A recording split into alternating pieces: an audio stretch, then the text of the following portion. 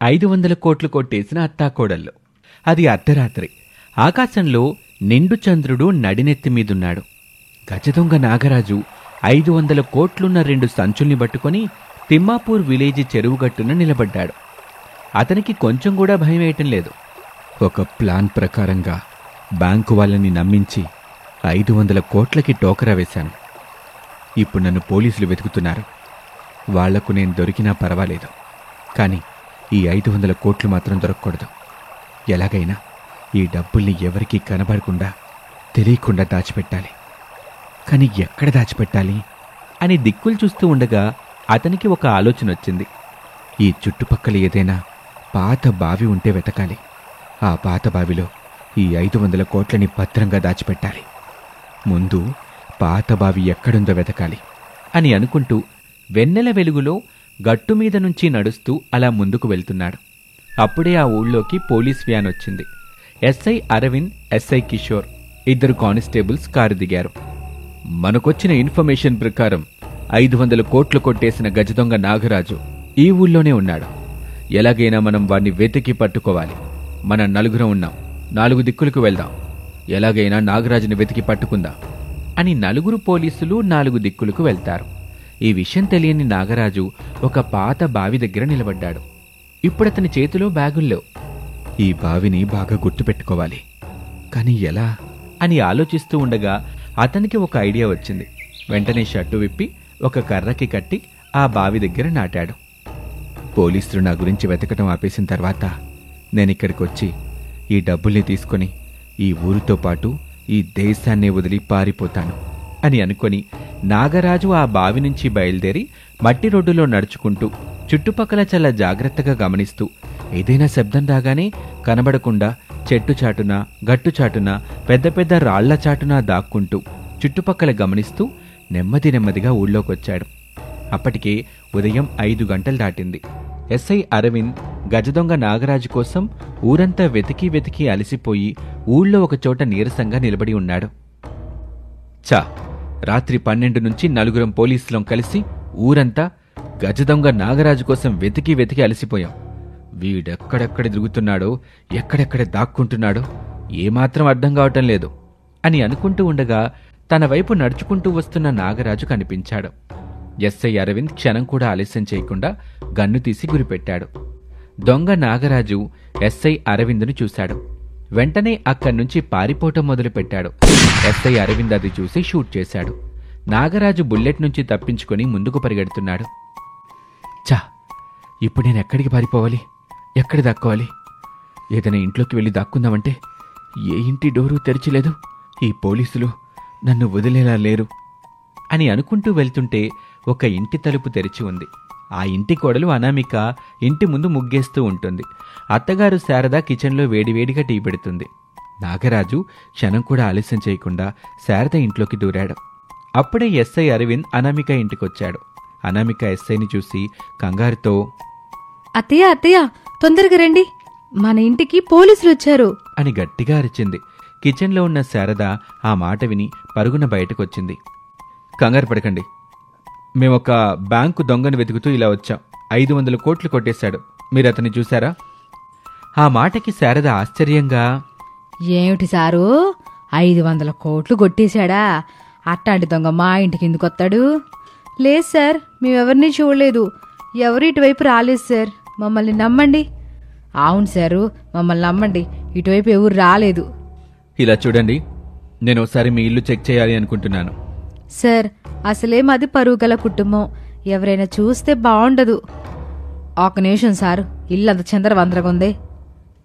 ఉండనివ్వండి, నేను ఇలా వెళ్ళి అలా చెక్ చేసి వస్తాను. కావాలంటే నాతో పాటు మీరు కూడా ఇంట్లోకి రండి. మీ బెడ్రూమ్లో కూర్చోండి. సరే సారు. అత్తాకోడళ్ళు బెడ్రూంలోకి వెళ్లారు. ఎస్ఐ అరవింద్ హాల్లో చూస్తూ ఉంటాడు. దొంగ బాబు, బెడ్ కింద నుంచి బయటికి రా. అనామిక ఆ మాట విని షాక్ అవుతుంది. నాగరాజు వాళ్ల ముందు నిలబడ్డాడు. అత్తయ్య, పోలీసులు పిలవండి.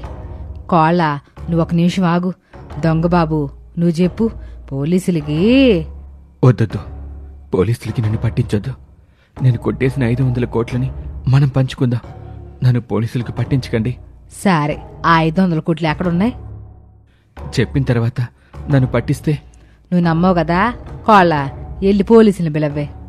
ఇప్పుడే పిలుస్తానత్తయ్య అని అనామిక అక్కడి నుంచి వెళ్ళబోతూ ఉండగా, వద్దు, ఎక్కడ దాచిపెట్టానో చెప్తాను, నన్ను మాత్రం పోలీసులకు అప్పగించకండి.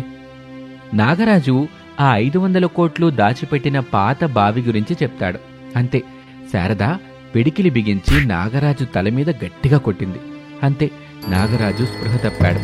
ఎస్ఐ అరవింద్ వచ్చి నాగరాజుని అరెస్ట్ చేశాడు. థాంక్యూ తల్లి అని చెప్పి తీసుకువెళ్ళిపోతాడు.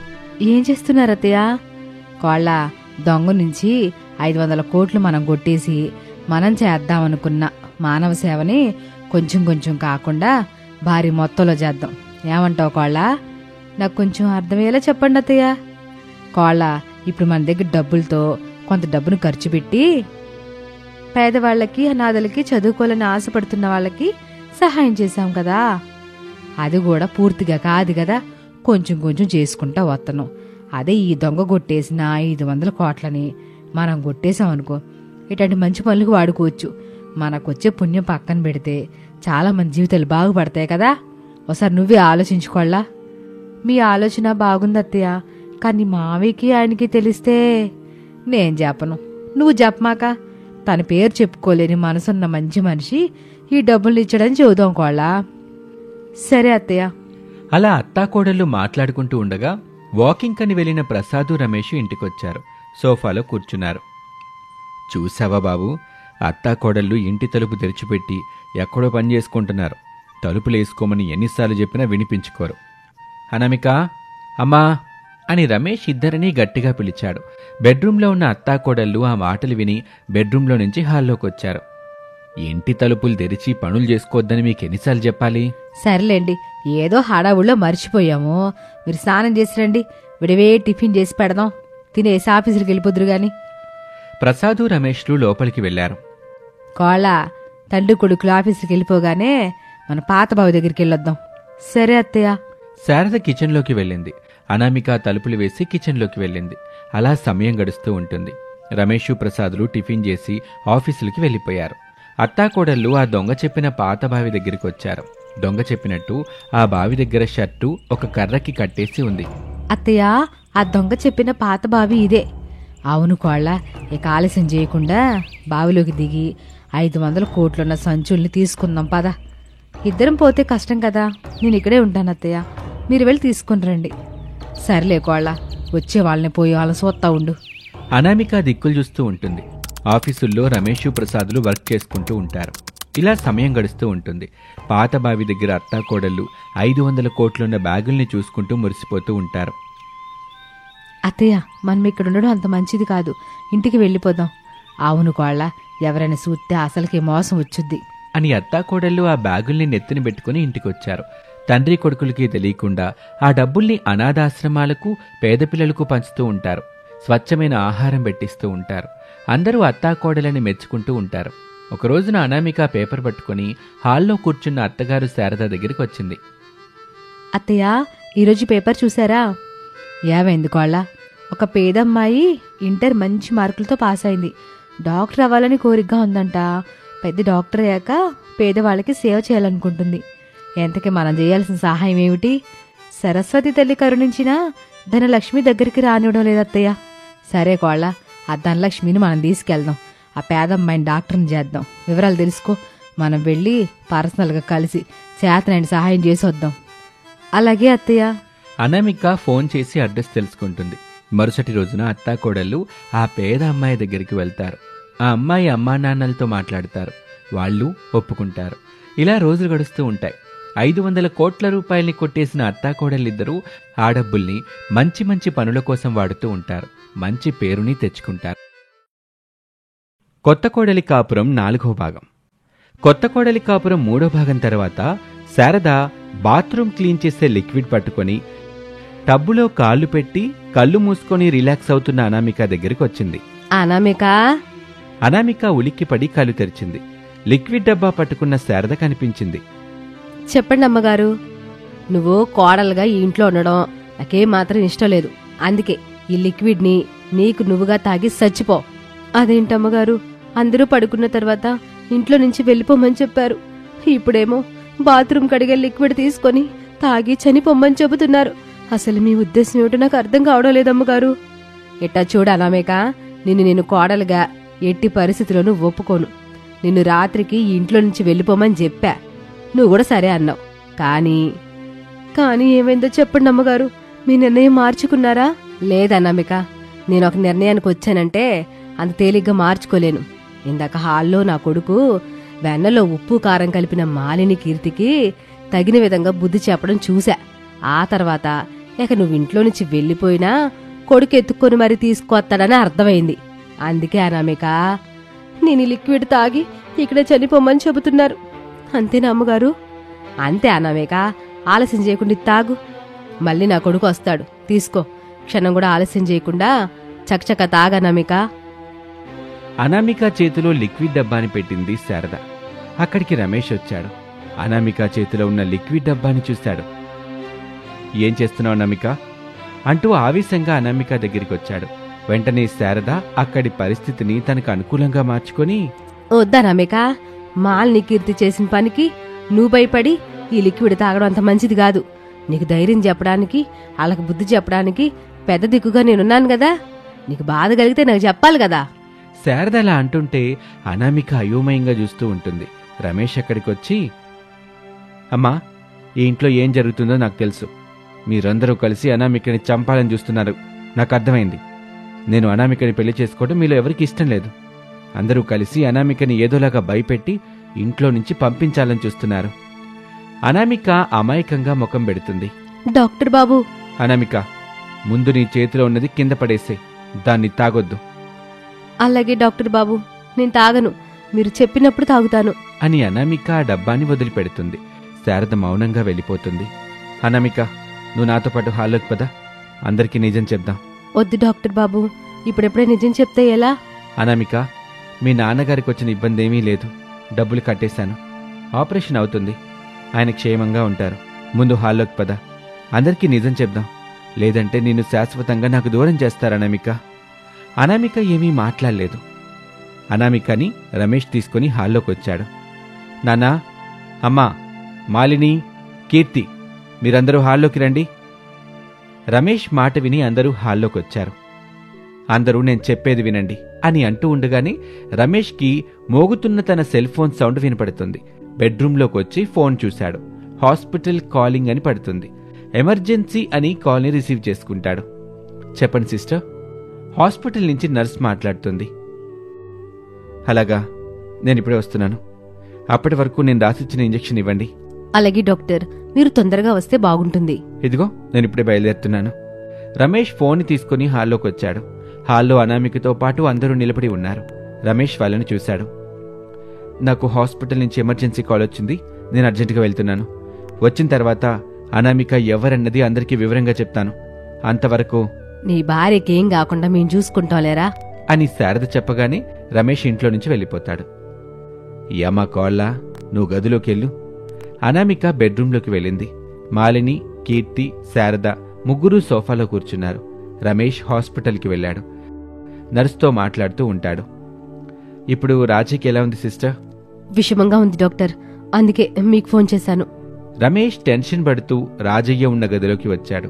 బెడ్ మీద రాజయ్య చనిపోయి ఉన్నాడు. రమేష్ ఎంత పిలిచినా రాజయ్య మాట్లాడలేదు. రమేష్కి అనుమానం వచ్చింది.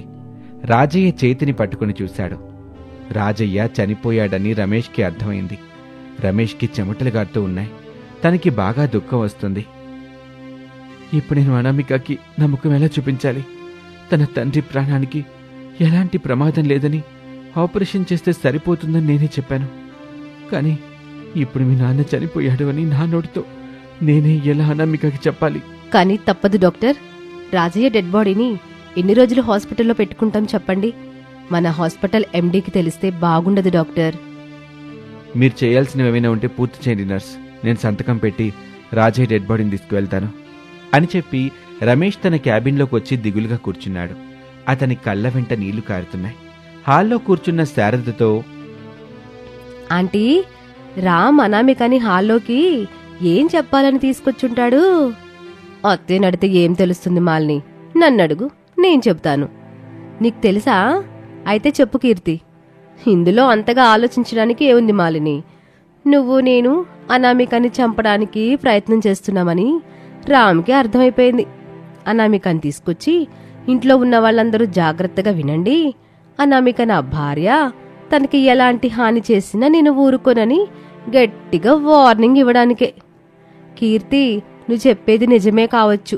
రామ్ మనకెలాగో ఇంకా వార్నింగ్ ఇవ్వలేదు, హాస్పిటల్కి వెళ్ళాడు.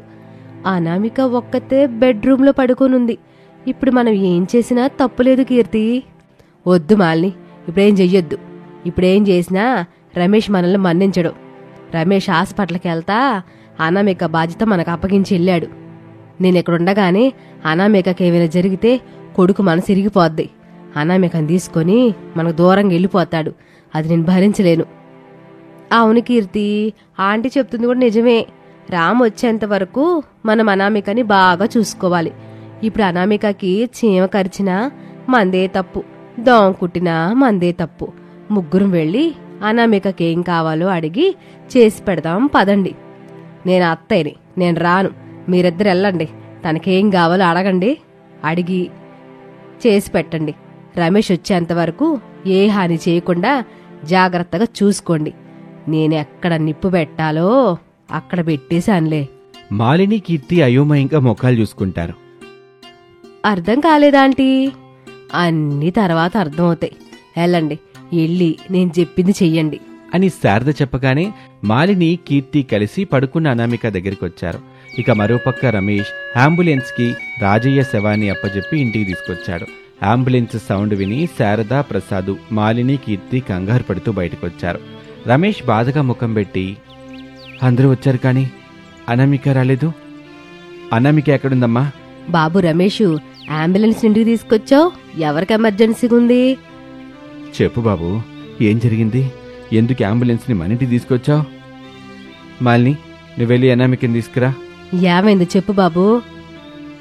అనామిక వాళ్ళ నాన్నగారు చనిపోయారమ్మా అని రమేష్ చెప్పగానే ప్రసాద్కి సానుభూతి కలిగింది. కానీ శారదకి మాత్రం అసహ్యం వేసింది. కోపంగా, బాబు రమేషు, నువ్వేం చేస్తున్నావు, నీకు అర్థమవుతుందా? ఇప్పుడేం మాట్లాడకమ్మా, నేను వెళ్ళి అనామికని తీసుకొస్తాను. అనాథ శవాన్ని తీసుకుని ఇంటికి రావడమేనా బాబు? నాకు ఫోన్ చేసి ఇంటికి తీసుకురావాలా వద్దని అడిగేదేం లేదా? నాన్న, అనామిక ఈ ఇంటికి కోడలు కదా, తన తండ్రి చనిపోయాడు. బాబు రమేషు, అనామిక తండ్రి చచ్చిపోతే అనామికని తీసుకెళ్ళాలి గాని శవాన్ని తీసుకునేటింటికి రాకూడదు. ముందు మన ఇంటి ముందు నుండి తీసుకెళ్ళు. అమ్మా ప్లీజ్, అనామికని తీసుకుని వాళ్ళ ఇంటికి వెళ్తాను, కొంచెం ఓపిక పట్టు అని రమేష్ చకచక బెడ్రూమ్లో పడుకున్న అనామిక దగ్గరికి వచ్చాడు. బెడ్ మీద అనామిక హాయిగా పడుకుని ఉంది. అనామికని నెమ్మదిగా లేపి అంబులెన్స్ దగ్గరికి తీసుకొచ్చి చనిపోయిన తన తండ్రి శవాన్ని చూపించాడు. తన తండ్రి చనిపోయిన విషయం అనామికకి అర్థమైంది. గట్టిగా బాధతో ఇలా అంటుంది, నాన్నా అని ఏడుస్తూ ఉంటుంది. అది చూసి శారద మాత్రం లోపలే సంతోషపడుతూ, నాతో పెట్టుకుంటే ఇలాగే ఉంటది. కోడలుగా వచ్చిన అనామిక గురించి నాకేం తెలీదని కొడుకు అనుకున్నాడు. కానీ నేను వాడి తల్లిని కదా, అందుకే మారు వేషంలో వెళ్ళి అనామిక తండ్రికి వేషం ఇచ్చాను. తండ్రిని పైకి పంపించాను. అనామికని కూడా ఇంట్లో నుండి పంపించేస్తాను అని శారద అనుకుంటూ ఉంటుంది. ఈ కథలో తర్వాత ఏం జరుగుతుందో తెలుసుకోవాలంటే మరొక ఎపిసోడ్ వరకు వేచి చూడక తప్పదు. ఇది వాళ్ళ కథ. Thank you for watching.